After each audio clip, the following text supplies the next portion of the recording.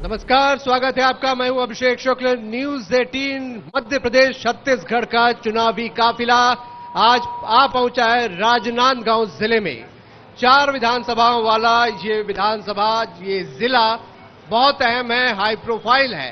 तो चुनाव एक्सप्रेस में बहुत स्वागत करता हूं राजनांदगांव के तमाम लोगों का। जय जोहार राजनांदगांव। तो शुरुआत करेंगे हम चुनावी कार्यक्रम की। 7 तारीख को प्रथम चरण में यहां पर मतदान होना है और हाई प्रोफाइल सीट है। हाई प्रोफाइल इसलिए है क्योंकि राजनांदगांव से 15 साल तक मुख्यमंत्री रहे रमन सिंह चुनाव लड़ते रहे हैं और इस बार भी रमन सिंह चुनावी मैदान में है। कांग्रेस की तरफ से इस बार उनको टक्कर दे रहे हैं गिरीश देवांगन। दावेदारी ठोक रहे हैं और दावा कर रहे हैं कि इस बार यहां का समीकरण वो बिगाड़ देंगे। तो क्या यहां के मुद्दे हैं और यहां की सियासत का पूरे छत्तीसगढ़ पे क्या असर पड़ता रहा है, कई सारे मुद्दे हैं जिस पर हम चर्चा करेंगे। यहां के हमारे खास मेहमान हैं जिनसे मैं आपका तारुफ कराऊंगा, उनसे बात करेंगे। आम लोग राजनांदगांव के मौजूद हैं, उनसे भी चर्चा करेंगे कि आखिरकार क्या सोचती है राजनांदगांव की जनता। तो सबसे पहले चलिए मैं खास मेहमानों से आपको मिलवा दूं। रविंद्र सिंह जी हैं बीजेपी से, जोरदार तालियों से स्वागत करेंगे। रुपेश दुबे जी कांग्रेस से हैं, बहुत जोरदार तालियों से स्वागत करते हैं। सुरेश टीकम जी किसान नेता हैं और किसान क्योंकि आज पूरे छत्तीसगढ़ में चर्चा का विषय है और राजनीति का केंद्र भी वही है, उनसे भी उनकी बात सुनेंगे। साथ ही सपा नेता राजकुमार गुप्ता जी भी हमारे साथ हैं, जोरदार तालियों से स्वागत करें उनका। तो कार्यक्रम की शुरुआत करते हैं। बीजेपी का मैनिफेस्टो आ चुका है, कांग्रेस का कल आने वाला है। तो क्या मैनिफेस्टो की लड़ाई में कौन बाजी मारेगा? क्या चेहरे इंपॉर्टेंट हैं या मैनिफेस्टो में जो घोषणाएं हो रही है वो बहुत ज्यादा इंपॉर्टेंट है? चलिए शुरुआत करते हैं कांग्रेस के मित्र के साथ। सबसे पहले रुपेश जी, बीजेपी का मैनिफेस्टो आ चुका है, कुछ लिमिटेड शब्दों में जानना चाहूंगा आप लोगों की क्या प्रतिक्रिया है, क्योंकि बीजेपी तो इसे अपना मास्टर स्ट्रोक मान रही है। देखिए, जिस प्रकार से भाजपा ने अपना घोषणा पत्र जारी किया है, इनके जुमले वादे और आम जनता को भ्रमित करने का स्पष्ट उदाहरण है। ये भाजपा छत्तीसगढ़ में जब माननीय मुख्यमंत्री भूपेश बघेल जी ने प्रति एकड़ 20 क्विंटल धान खरीदने की बात की, घोषणा की, तो भाजपा के लोग उस बात को विरोध करते रहे और हास्यास्पद निरूपित करते रहे। आज उनको किसानों की मजबूरी बोले या राजनीतिक व्यवस्था, उसके कारण ये 21 क्विंटल धान प्रति एकड़ खरीदने की बात कर रहे हैं। उसके बाद जिस प्रकार से डिजिटल इंडिया और बैंकिंग की जो बात करते हैं, ये नगद भुगतान करने की बात कर रहे हैं 3100। छत्तीसगढ़ में 5 साल में भूपेश बघेल जी के नेतृत्व में कांग्रेस की सरकार भरोसे की सरकार के रूप में स्थापित है और भाजपा कहीं मुद्दों के दिवालियापन के कगार पर है। और ऐसी स्थिति में इनके द्वारा चरण पादुका देने की बात की जा रही है। पिछले 15 वर्षीय कुशासन को छत्तीसगढ़ की जनता ने देखा है कि किस प्रकार से एक पैर में 5 नंबर का और एक पैर में 6 नंबर के चरण पादुका वितरित करते थे। और इनकी आप लोग चुनावी वादे पूरे करते रहे। कांग्रेस चुनावी वादे पूरे करते रही है, दावा किया है उसने, ज्यादातर वादे पूरे कर लिए। हालांकि उसमें कुछ नंबर में आगे पीछे कई नेता अलग अलग बातें बोल देते हैं। आप लोगों के मैनिफेस्टो को चुनावी घोषणा पत्र बोल रहे हैं, जुमलेबाजी बोल रहे हैं। आपका क्या कहना है कांग्रेस के घोषणा पत्र को लेकर? अपने घोषणा पत्र को लेकर कर्ज माफी बोल रही है कांग्रेस, गायब है। भारतीय जनता पार्टी का जो घोषणा पत्र है कंक्रीट की तरह का घोषणा पत्र है। छत्तीसगढ़ में माइलस्टोन होगा, ऐतिहासिक होगा, छत्तीसगढ़ के विकास को नया आयाम देने वाला होगा। हम झूठ नहीं बोलते। इनके डिप्टी सीएम बोलते हैं टीएस सिंहदेव जी, भारतीय जनता पार्टी बोलती तो आरोप लगाते हुए बोलते हैं। टीएस सिंहदेव जी बोलते हैं जो 36 घोषणा बिंदु थे उसमें से 14 पूरा हुआ, 12 में काम शुरू नहीं किए, 12 में विचार चल रहा है। मैं नहीं कह रहा हूं, भारतीय जनता पार्टी का कार्यकर्ता नहीं बोल रहा है, डिप्टी सीएम बोल रहा है। तो इन लोग बता दे कौन सा घोषणा पूरा किए। और मैं गिनाता हूं इनका, शराबबंदी हो गया क्या? 2 साल का बोनस हो गया क्या? 1500 रुपए दे दिए क्या? और अनियमित कर्मचारियों को नियमित कर दिए क्या? ये जुमलेबाजी करे। मैं उदाहरण बता देता हूं, छत्तीसगढ़ लोहे की खान के लिए प्रसिद्ध था, कोयले के खदान के लिए प्रसिद्ध था, अभी अभी एक नए खदान के लिए प्रसिद्ध हुआ है, झूठ की खदान के लिए। और झूठ के खदान के सरताज है भूपेश बघेल। कैसे? दो साल का बोनस देंगे बोले थे, अब क्या बोलते हैं कि नरेंद्र मोदी 2014 से प्रतिबंध लगा के रखे। इसलिए नहीं दे सकते। जब 2018 का घोषणा पत्र आप जारी कर रहे थे तो आपको पता नहीं था 2014 में कि प्रतिबंध लगा है। दूसरी बात, शराबबंदी के लिए क्या बोलते हैं कि नरेंद्र मोदी बंद कर दे पूरे देश में, छत्तीसगढ़ में शराबबंदी हो जाएगा। ऐसे तो इनके मुख्यमंत्री ऐसे घोषणावीर भारतीय शराबबंदी का घोषणा पत्र, शराबबंदी बार बार यहाँ पर बीजेपी उठाती है कि शराबबंदी आप लोग नहीं करते और मैनिफेस्टो में पूरा करने की बात कर रहे हैं। शराबबंदी क्या मुद्दा है? देखिए, छत्तीसगढ़ में भाजपा की सरकार थी तो छत्तीसगढ़ में रमन सिंह जो यहाँ के विधायक हैं उनका 15 वर्षीय कुशासन को देखा है। जिस प्रकार से इन्होंने शराबबंदी की बात करी और उसके बाद इनके कार्यकाल में छत्तीसगढ़ शासन स्वयं शराब की दुकान का विक्रय प्रारंभ कर दिया। इनके कार्यकाल में हमारी माताएं बहनें महिला कमांडो बनकर के गली गली में घूमती थी। इनके कोचिए अब सब कुछ बदल गया है। अब सब कुछ बदल गया है। देखिए, आज की डेट में छत्तीसगढ़ में वो स्थिति नहीं है। माताएं बहनें को डंडा लेकर के महिला कमांडो बनकर के घूमना नहीं पड़ रहा है। प्रथम चरण में 100 दुकानें बंद की गई हैं और उसके बाद जिस प्रकार से छत्तीसगढ़ में भूपेश बघेल जी के नेतृत्व में कांग्रेस ने शराब नहीं नशाबंदी की बात की है और उस पर काम कर रहे हैं। इनके पेट में दर्द होता है। 15 वर्षीय भाजपा ये बात करने की स्थिति में नहीं है। ठीक है, चलिए मैं किसान नेता भी यहाँ मौजूद है, उनसे भी बात कर लेता हूँ। किसान नेता सुदेश टीकम जी है। सुदेश जी, कर्ज माफी की बात कांग्रेस ने कही है। कर्ज माफी कितना बड़ा मुद्दा है किसानों के लिए? क्या किसान इससे आकर्षित होंगे? चुनाव पे असर पड़ेगा? कर्ज माफी पे बताइए। जी देखिए, हम जहां पर ये कार्यक्रम कर रहे हैं यहां पर ही 10 अक्टूबर को हमने प्रांतीय किसान महापंचायत का आयोजन लगाया और वहां पर से हमने किसानों का घोषणा पत्र जारी किया, जिसके प्रमुख बिंदु हैं कि 20 कुंटल धान देवो, पैसा लेवो 4 के पार। तो ये इस अभियान की जीत है कि दोनों पार्टियां इसके करीब आ रही है। अभी धान की कीमत पे तो नहीं आए। अच्छा, अभी चर्चा हो रही थी 2 साल के बोनस पे, तो 2 साल के बोनस पे भाजपा ने भी ठगा और कांग्रेस ने भी ठगा किसानों से। देखिए, भाजपा ने 5 साल 300 रुपए बोनस देने का वादा किया था, 3 साल दिए, 2 साल नहीं दिए, इसलिए उनकी सरकार गई थी। और कांग्रेस ये वादा करके आई थी तमाम वादों के साथ कि हम रमन कार्यकाल के बचे 2 सालों का बोनस भी आपको देंगे। और हमारे आंदोलन करने के बाद दबाव में 1 हफ्ते पहले आचार संहिता लगने के 1 हफ्ते पहले वो केंद्र को अनुमति के लिए चिट्ठी लिखते हैं, उससे इनकी मंशा साफ जाहिर हो जाती। दोनों ने ठगा। जी जी जी, चलिए सपा के हमारे पास राजकुमार गुप्ता जी भी हैं।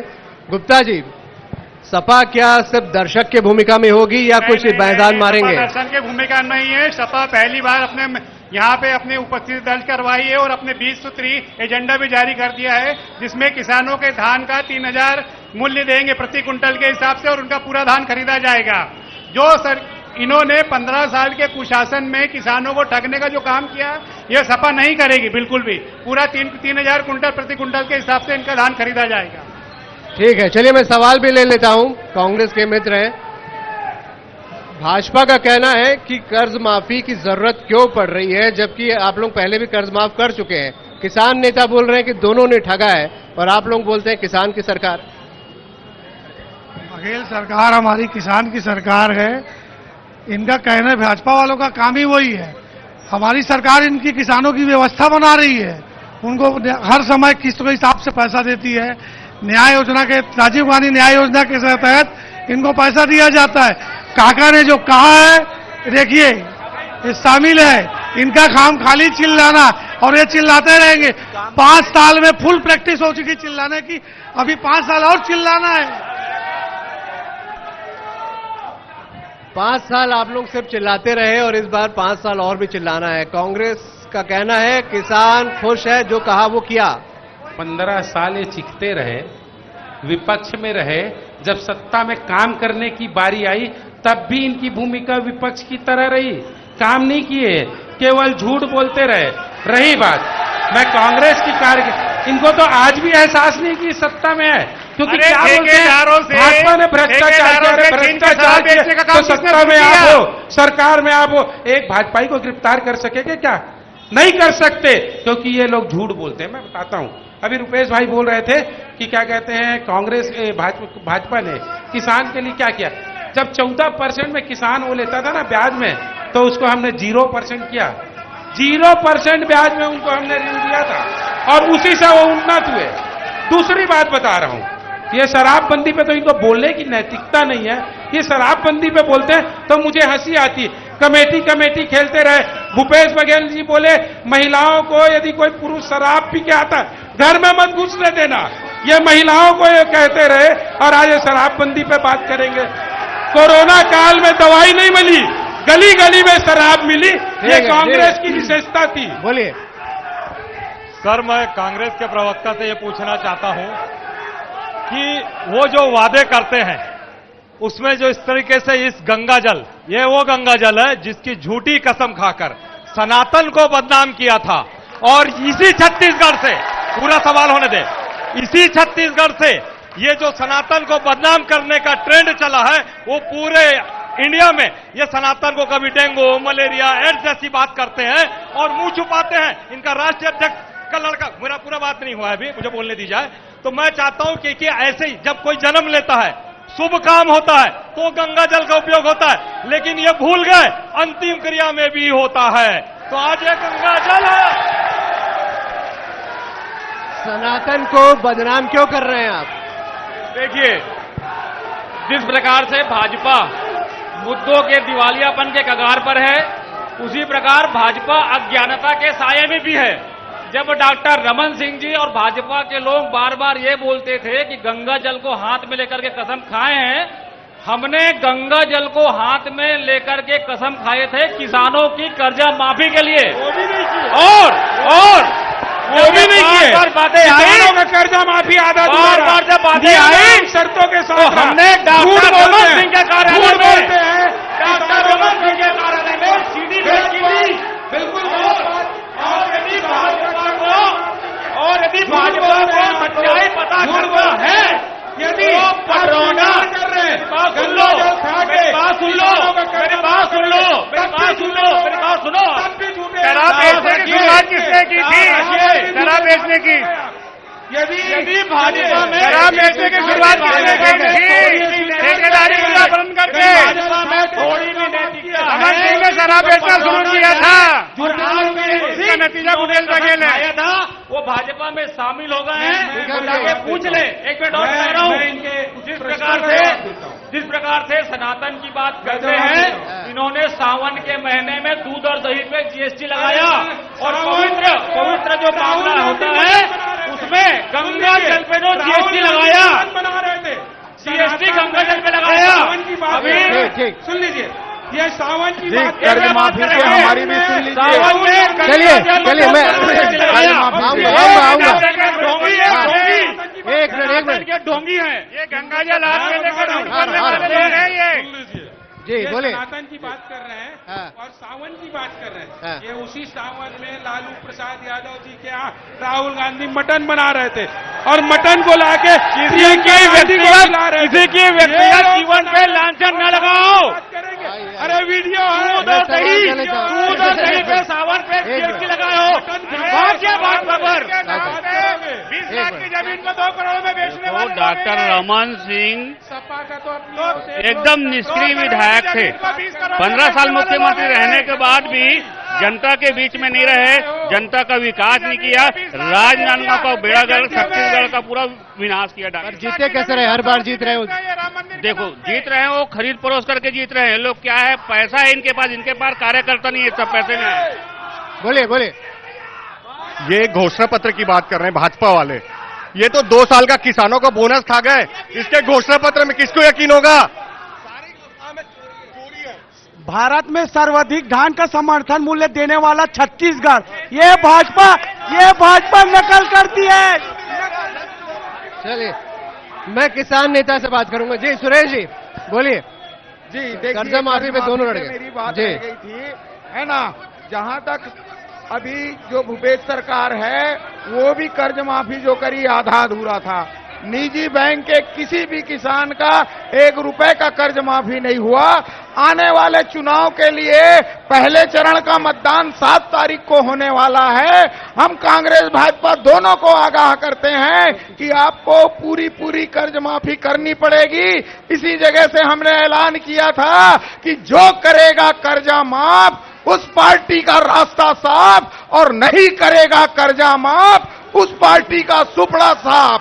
अभी भी समय है कांग्रेस भाजपा, आप लोग 7 तारीख के पहले बटन दबाने के पहले पूरी कर्ज माफी का ऐलान कर दीजिए। ठीक है, आप कौन सी पार्टी से बताएं? मैं वैसे भारतीय जनता पार्टी से हूं। अभी कुछ दिन पहले कल ही जानकारी मिली कि ईडी के गिरफ्त में जल्द मुख्यमंत्री भूपेश बघेल आने वाले हैं। 508 करोड़ का जो महादेव ऐप है उसमें 508 करोड़ का जल्द से जल्द कांग्रेस पार्टी महादेव को भी बदनाम कर रही है। बोलिए, ये एक बड़ा सवाल है ईडी को लेकर। कल जो ईडी ने नाम यहां पर शामिल किया है, हालांकि आप लोगों ने उसका आज काउंटर किया है कि वो बीजेपी का कार्यकर्ता है। जवाब दीजिए।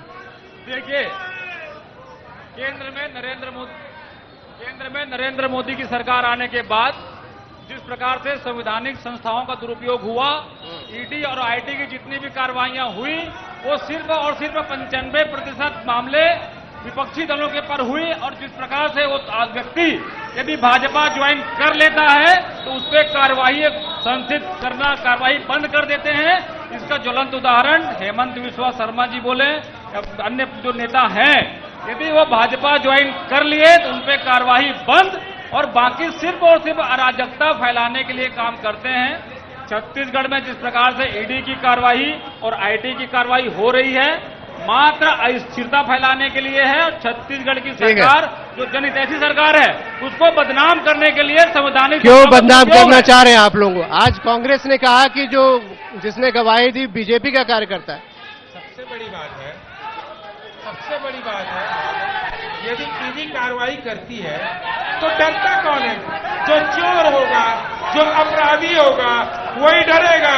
ये चोरी कर रहे हैं, चोरी को रोकने के लिए ईडी आ रही है तो इनको डर किस बात का है? और मैं बता रहा हूं क्यों ईडी के छापे ज्यादा पड़ना शुरू हुआ।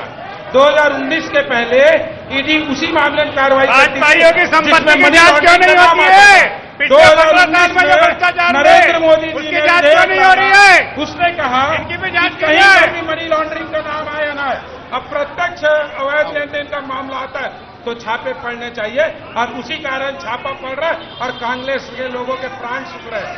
ये बोले 530 करोड़ रुपए कहां से आया? भाजपा ने कहा क्या जो व्यक्ति पकड़ाया वो बर्डन ऑफ प्रूफ आप प्रूफ करोगे कि 503 करोड़ आपको मिला। रुपेश जी जवाब करते क्यों हो ईडी से? ठीक है, रुपेश जी जवाब। ईडी की कार्रवाई जिस प्रकार से छत्तीसगढ़ में लगातार चुनावी वर्ष में हो रहे हैं वो जनता देख रही है, लेकिन आज तक ईडी भी किसी भी मामले में स्पष्ट रूप से अपने बात नहीं कर रही है। भाजपा सुन लेते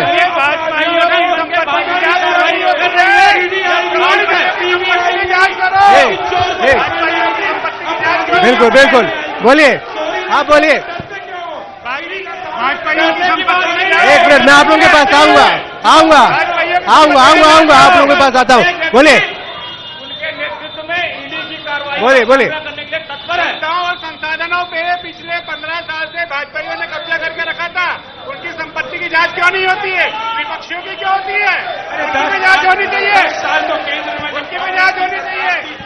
हर संस्था में भाजपाइयों ने कब्जा करके रखा था। यहाँ तक कि स्टेडियम के अंदर जाने के लिए आम आदमी भी परेशान होता था। पूछा उसे, पूछो डॉक्टर रमन सिंह की संपत्ति 51 लाख का स्विमिंग पूल इन्होंने 30 करोड़ 30 लाख का बनाया। उसकी जांच करो भ्रष्टाचार की। जी बोलिए। जांच क्यों नहीं हो रही है? मैं किसान नेता का बहुत सम्मान करता हूं। मैं पूछना चाहता हूं उनसे, आज उनको क्या मजबूरी हो गई? 5 साल विपक्ष में कांग्रेस सरकार थी, एक भी आंदोलन में बताते, लगातार मोदी जी के विरोध में आंदोलन किए, पर इनके द्वारा एक आंदोलन राज्य सरकार, किसान यहाँ पर मर गए, खत्म हो गए, पर एक बार नहीं। और आपको बता रहे देखिए ईडी की बात कर रहे थे, ईडी आती है। अगर युवाओं को रोजगार के बजाय महादेव ऐप देंगे तो ईडी आएगी। युवाओं को बेरोजगारी भत्ते के बजाय अवैध शराब बेचाएंगे तो ईडी आएगी। युवाओं को नौकरी लगाने के बजाय कांग्रेस के नेता पैसा लेके डिप्टी कलेक्टर बनाएंगे। टिकट कर दिया, भैया जी मेरा शांति से सुनिए। भैया जी, ओ भाई साहब, मेरा ये कहना है, पप्पू भाटिया का ठेका था राजनांदगांव में, कोई दूसरा शराब बेचे, एक दिन, 2 दिन, तीसरे दिन उसका हाथ पैर तोड़ दिया था। जब से सरकारी हुआ, गली गली हर जगह बिक रहा है, गली गली शराब बिक रही है, छत्तीसगढ़ को बर्बाद कर रही है। इन्होंने गंगा जल सौगंध खाई थी गुरुद्वारा चौक में कि शराब बंद करेंगे, पर कुछ नहीं किया। ठीक। सर, 2 सवाल आपके लिए संक्षिप्त में। शराब गली गली बिक रही है और पीएससी को लेकर भी युवा सवाल उठा रहा है। पीएससी एग्जाम को लेकर जी जवाब दीजिए। देखिए, भाजपा के पास कोई मुद्दा नहीं है। पीएससी की मुद्दा के बारे में बताना चाहूंगा। 2003 में जब पीएससी के घपले हुए थे, इनकी सरकार रही। 2003 से 2008 तक पीएससी ना करा करके इन्होंने 5 साल छत्तीसगढ़ के युवाओं के साथ अन्याय किया। और आज पीएससी के मामले में शिकायत करने के साथ नहीं है। अब सुन लेते हैं। माननीय मुख्यमंत्री भूपेश बघेल जी ने कहा शिकायत करें, जांच कराएंगे। हाई कोर्ट में गया, पीएससी की गलतियों को मैं उजागर किया। आज तक कार्रवाई कराने की स्थिति में नहीं है ये। आज तक कार्रवाई नहीं करा पाए। आज तक पीएससी के मामले को उठाते हैं, आज कार्रवाई कराइए। और सुप्रीम कोर्ट जाकर के लड़ाई क्यों नहीं लड़ रहे? डर के मारे भागे। सुप्रीम कोर्ट में लड़ाई बोलिए, क्या बोल। देखिए, दोनों पार्टियां जो है सारे मुद्दे पर बात कर रही हैं, लेकिन खेल और खिलाड़ी दोनों को साइड रख दिया गया है। आज का युवा ये राजनांदगांव हॉकी की नर्सरी के नाम से जाना जाता है, लेकिन ना किसी पार्टी ने खेल के लिए बात किया, ना खिलाड़ियों के उज्जवल भविष्य के लिए बात किया। खेल खिलाड़ियों की बात नहीं की। ये बड़ा अच्छा सवाल है, बोलिए क्या। खेल मैदान एस्ट्रोट्रा पर डॉक्टर रमन सिंह जी नहीं दिया है। दूसरी बात मैं आपको बता दूं कि यहाँ के जो कांग्रेसी पदाधिकारी या कार्यकर्ता हैं, उनके लिए हमारे डॉक्टर साहब ने बहुत कुछ किया है। दूसरी बात जी बोलिए। भूपेश बघेल जी पिछले 5 सालों में हर वर्ग को सिर्फ छलने का काम किया है, महिलाओं को भी। मेरे पास समय कम है। बहुत शुक्रिया आप सभी का। उम्मीद है राजनांदगांव की जनता जो उसने खुलकर अपना मत यहां पर रखा है, 7 तारीख को पहले चरण में वोटिंग करने जरूर जाएगी। चुनाव एक्सप्रेस में राजनांदगांव के तमाम लोगों के शामिल होने के लिए बहुत बहुत शुक्रिया। जय जोहार राजनांदगांव। मुझे दीजिए इजाजत, नमस्कार।